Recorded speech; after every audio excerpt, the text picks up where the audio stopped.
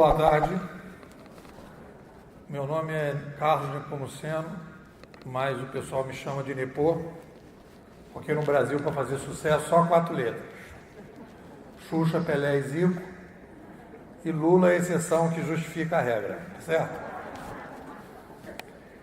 Então, eu vou falar aqui de eu não sou especialista em RH, eu sou, como disse aí a minha apresentação, eu sou estrategista digital e eu estudo o fenômeno da internet há mais de 20 anos e tento entender e ajudar os meus clientes nas organizações a entender o que está acontecendo.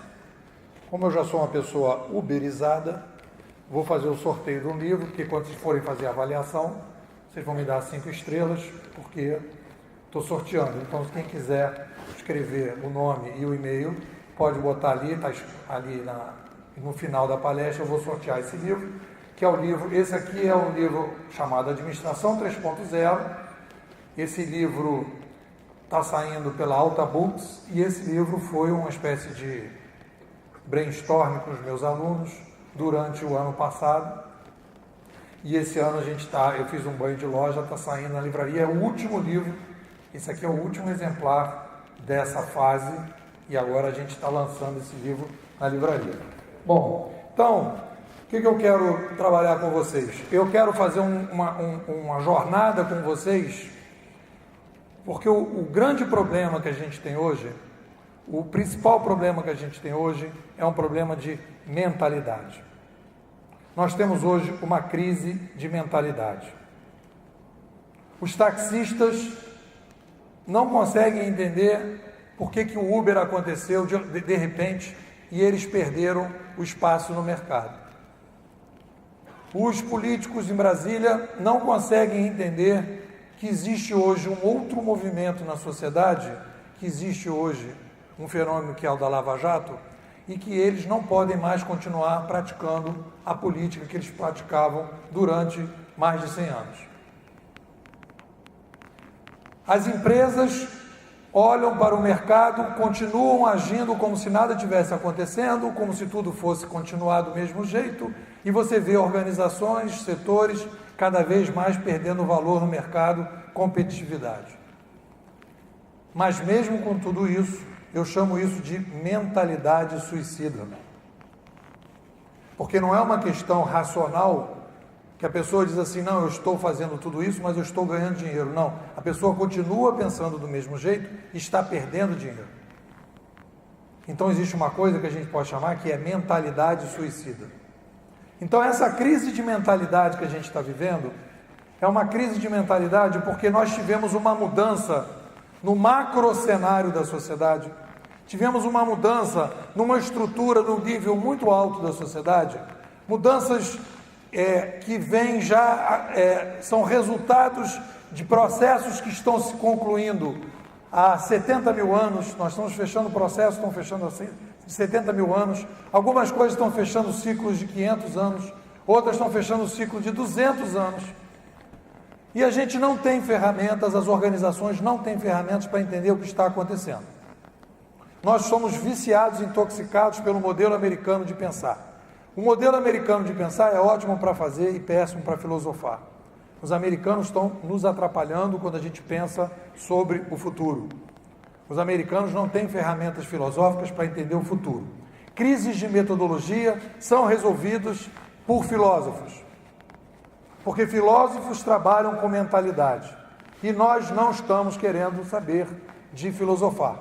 Nós não estamos querendo saber de entender o que está acontecendo. Por que a gente está vivendo tudo isso que a gente está vivendo no Brasil? Então, eu tenho estudado isso há 20 anos, entrei pela filosofia, entrei pela teoria, nesse livro tem uma parte que é teoria, outra é filosofia, metodologia, propus uma metodologia para as organizações, venho trabalhei com várias empresas, Petrobras, BNDES, Dataprev, e fui desenvolvendo toda a minha teoria junto com essas organizações. Então eu quero trabalhar com vocês, eu quero apresentar argumentos lógicos para vocês saírem dessa palestra com uma visão completamente diferente de como vocês entraram, do que está acontecendo no mundo. E eu vou começar essa defesa, para a gente poder entender, com um sofisticado modelo teórico que eu desenvolvi, que é o kitnet da Prado Júnior em Copacabana. Todo mundo conhece a Prado Júnior? Todo mundo sabe que é um kitnet? Antigamente chamava kitnet, mas depois do fenômeno do Airbnb não é mais kitnet, é loft ou estúdio. Mas é mais para vocês entenderem o que a gente está falando, é aquele negócio que você entra, já está na janela. Todo mundo sabe o que é isso. Então todo mundo sabe. Então beleza. Então, estou precisando Então, nesse kitnet em Copacabana, o cidadão está lá sexta-feira à noite, querendo pensar no fim de semana dele. Tem alguém aqui de Niterói, não? Galera de Niterói. Eu gosto do pessoal de Niterói. Eu brinco com o pessoal de Niterói. Eu fui fazer uma palestra no IBMEC e a palestra começava em Niterói, depois ia para o centro, depois ia para a Barra. Aí quando eu cheguei na Barra, eu falei, nosso evento internacional começou em Niterói, né? Depois veio... Então, o cidadão está ali no fim de semana, querendo programar o fim de semana, toca a campainha e ele vai dar uma olhada no olho mágico, não dá para dizer que não estava em casa, porque está aquela sombra no olho mágico, né? São 6 parentes chegando de Niterói, porque o pessoal de Niterói não tem WhatsApp, vai chegando e vai entrando para passar o fim de semana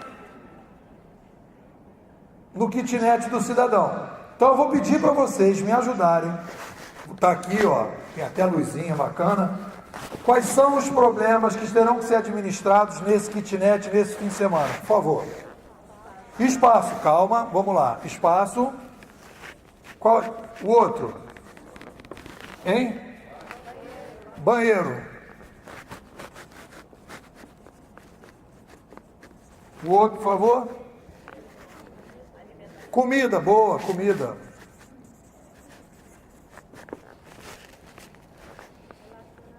Relacionamento, vou botar conflito. Porque o bicho vai pegar, vamos. Hã? Dever? TV. Beleza, comunicação. Podemos falar logística? Podemos falar barulho?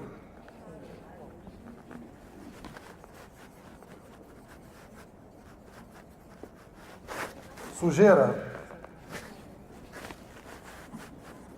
Então, olha só, gente, vamos colocar da seguinte maneira.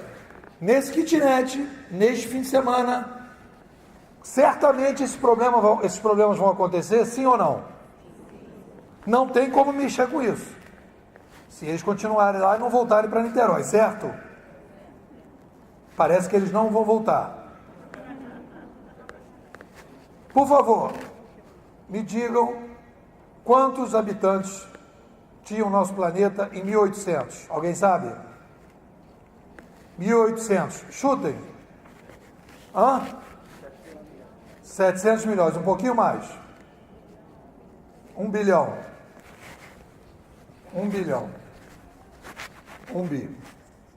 Quanto nós somos hoje? 7. Então eu vou pedir para vocês lerem de novo e dizer o seguinte. No nosso kitnet, em 200 anos, nós tínhamos 1 bilhão e temos hoje 7 bilhões. Veja se a gente não está analisando as crises que nós estamos passando no nosso planeta hoje.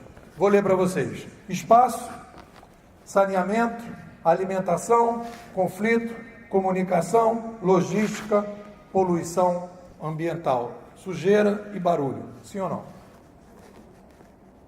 Então, o primeiro item que está totalmente mal avaliado, está completamente nas estratégias das organizações, nós não conseguimos perceber o que significa o crescimento demográfico que nós tivemos nos últimos 200 anos, que nunca aconteceu na história do ser humano.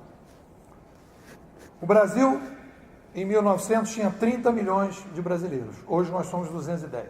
Nós crescemos 7 vezes em 100 anos e o mundo cresceu 7 vezes em 200 anos. Aí vocês vão dizer, Isso significa o quê? Aumento radical da taxa de complexidade.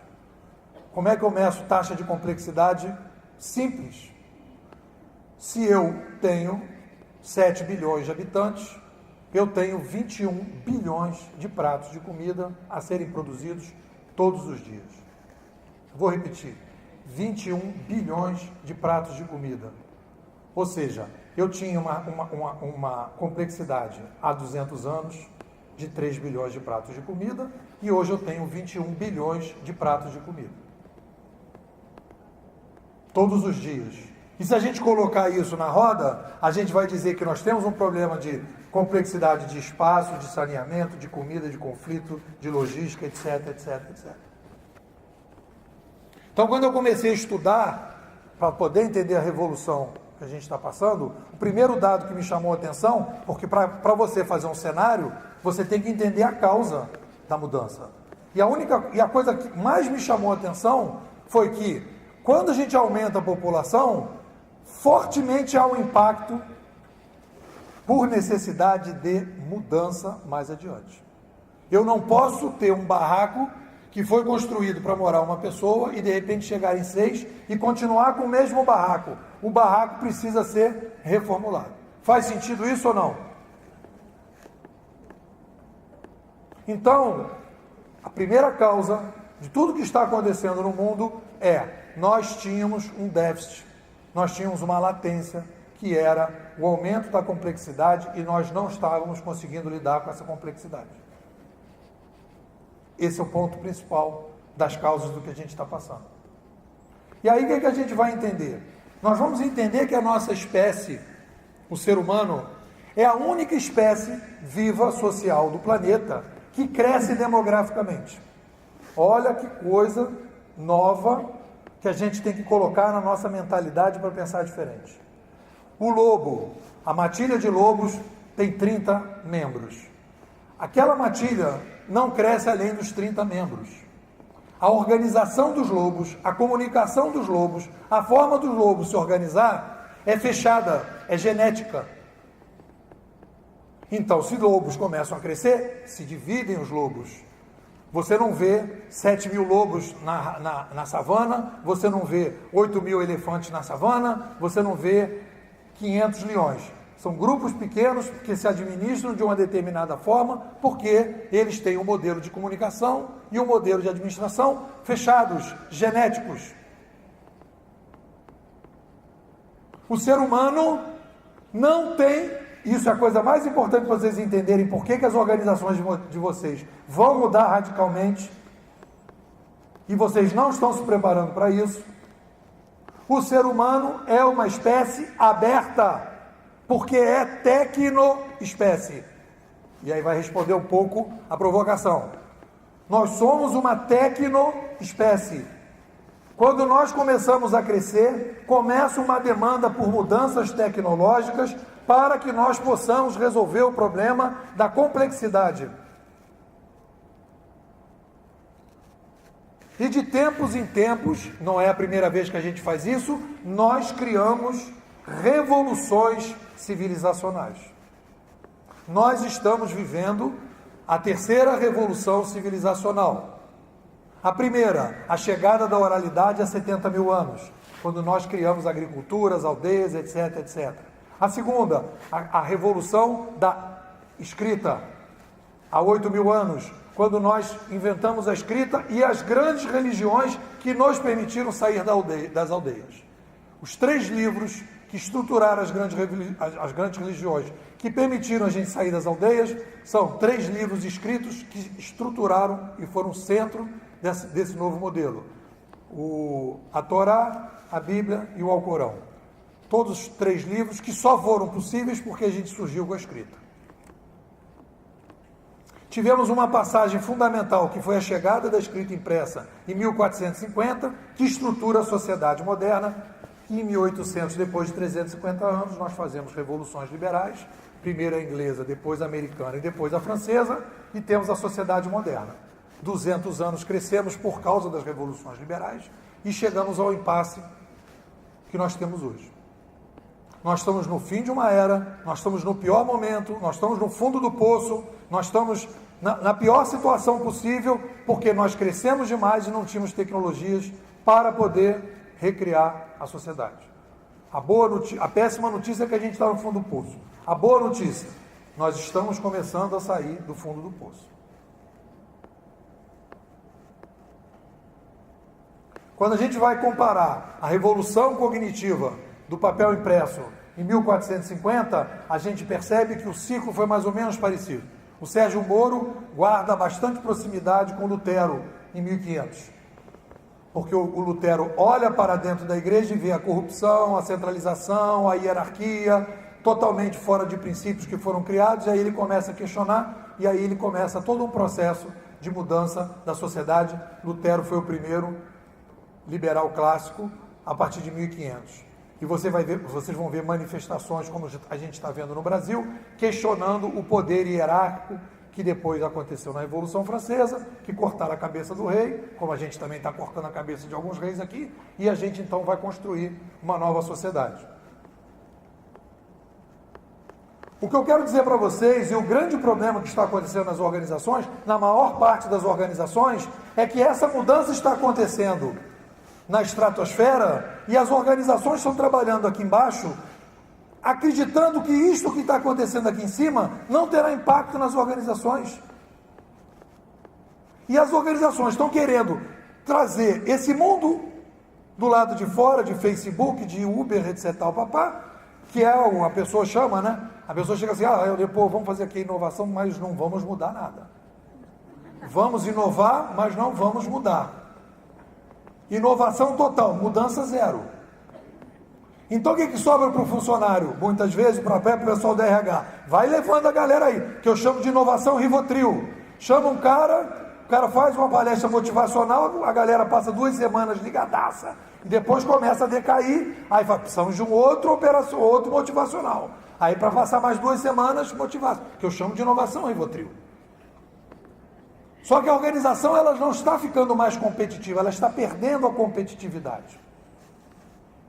Então, olha só que coisa interessante que nós estamos vivendo agora, e é uma coisa muito louca e muito profunda. Quando eu comecei a analisar, e isso já está no livro de 2013, já está mais consolidado no livro de 2017, desse ano, uma revolução civilizacional tem 2 fases.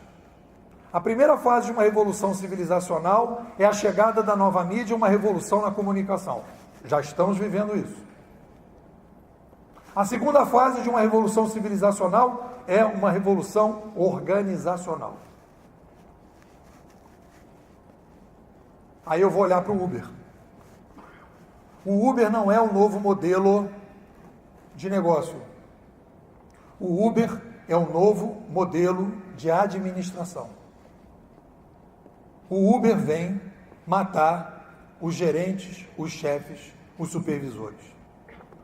O novo modelo organizacional vai acabar com o modelo hierárquico, com os gerentes, com os chefes, supervisores, jornalistas, juízes, professores, tudo que você imaginar. Porque a complexidade não permite que a gente continue com os intermediadores, porque os intermediadores funcionaram muito bem numa sociedade de baixa complexidade ou concentrada a mídia, em que o consumidor era passivo. Você aumenta a complexidade e solta a franga do consumidor, que passa a ser ativo, você começa a ter uma crise organizacional profunda. Como é que a gente então lida com a complexidade? A gente começa a matar os intermediadores. Tira a caixa de banco, tira lanterninha de cinema, tira bilheteiro de cinema, tira trocador, tira assessorista, tira gerente, tira professor. A gente vai começar a construir um novo modelo de organização. O Uber é o primeiro passo desse processo, o inicial, é o primitivo. Ubers, Airbnb, Mercado Livre, ttt. Aí vocês vão falar, vai virar a casa da mãe Joana 3.0. E aí eu vou mostrar como é que funciona o modelo do Uber, que é um modelo, por incrível que pareça, parecido com o das formigas. Porque a gente foi Saiu dos lobos, virou depois gnus, porque aumentou a tropa, e agora estamos indo para as formigas. Nós já somos formigas. Quando eu faço essa palestra, muita gente vem depois e fala assim, depois você quer transformar a gente em formiga? Eu falo, não, a gente já é formiga. Só que a gente é formiga, mas é administrado por tamanduás. E aí começa uma briga. A gente já cresceu como formiga, mas continua com o modelo de administração de tamanduá. Então, como é que o Uber funciona e qual é a base desse novo modelo de administração que já está presente na sociedade? As estrelinhas. Eu entro no carro do Uber e eu gerencio, e aí vamos falar de RH. Eu gerencio o processo e gerencio as pessoas de baixo para cima, horizontalmente. Vou perguntar uma pergunta para vocês. Quantos gerentes tem no Uber? Alguém sabe? Quantos gerentes tem no Uber? Alguém sabe? 0! Quantos profissionais de RH tem no Uber? Quantos tem? 0! 0! O profissional de RH no Uber é o passageiro que chega. Já se começa a construir os próprios motoristas do Uber treinando as pessoas do Uber. É um mercado gigantesco esse aí. Para profissionais de pessoas. Profissionais de pessoas não vão acabar. Pessoas que cuidam de pessoas não vão acabar. Mas vai acabar esse modelo que está aí. Vai acabar a relação patrão-empregado. Eu não estou falando que vai acabar semana que vem.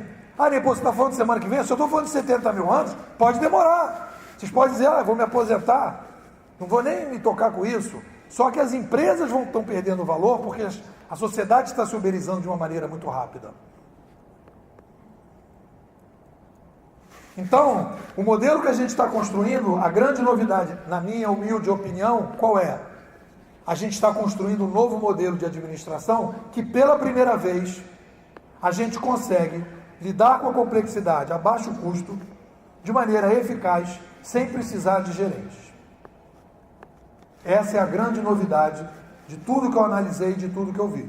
E essa é a grande dificuldade da nossa mentalidade. A nossa mentalidade não acredita nessa possibilidade.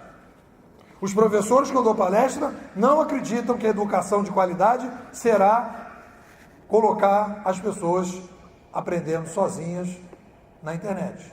E eles trabalhando como curadores dessas pessoas.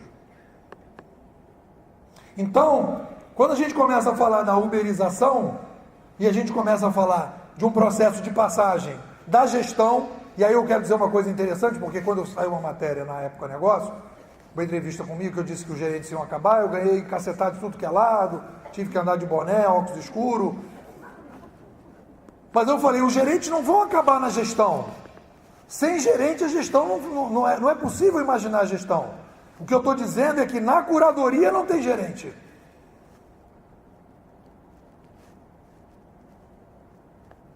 E aí a gente começa a entrar num processo, e esse processo vai, na minha opinião, ser inevitável, porque essa complexidade exige que o prefeito possa botar aplicativos, e eu passei 3 anos na Prefeitura do Rio, para poder gerenciar as frotas de ônibus, para poder gerenciar todas as frotas, para a gente poder trabalhar com esse mundo complexo.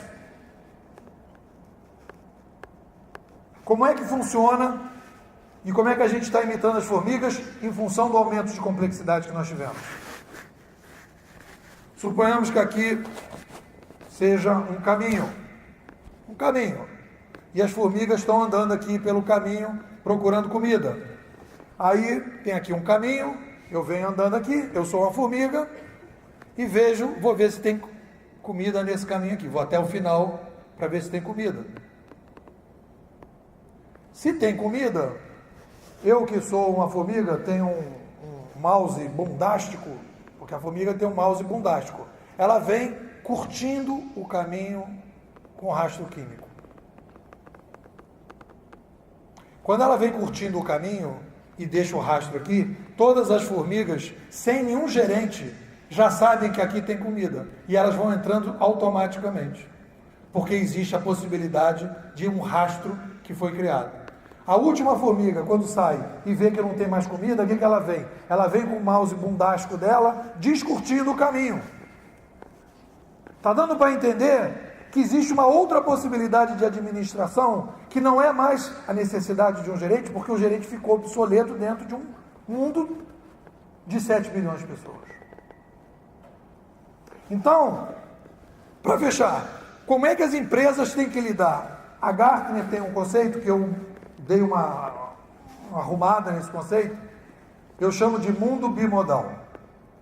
Todas as empresas têm que continuar funcionando do jeito que estão funcionando. Todas as empresas têm que continuar fazendo inovação incremental do jeito que elas estão fazendo.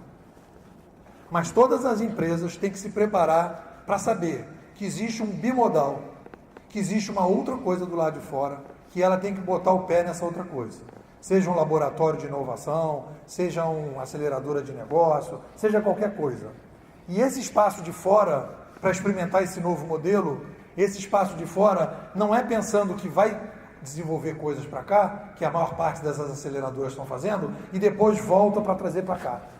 A gente tem que entender que nós estamos numa ruptura civilizacional. Nós temos que entender que daqui para frente nós vamos criar um novo modelo de escola, um novo modelo de política, um novo modelo de organização, e essas organizações, a gestão não vai sobreviver. Esse é o meu diagnóstico. A administração é eterna, a gestão é conjuntural. E a gente tem que se preparar para essa passagem. E a gente está vendo essa mudança acontecer e a gente não está conseguindo atuar sobre ela. Obrigado.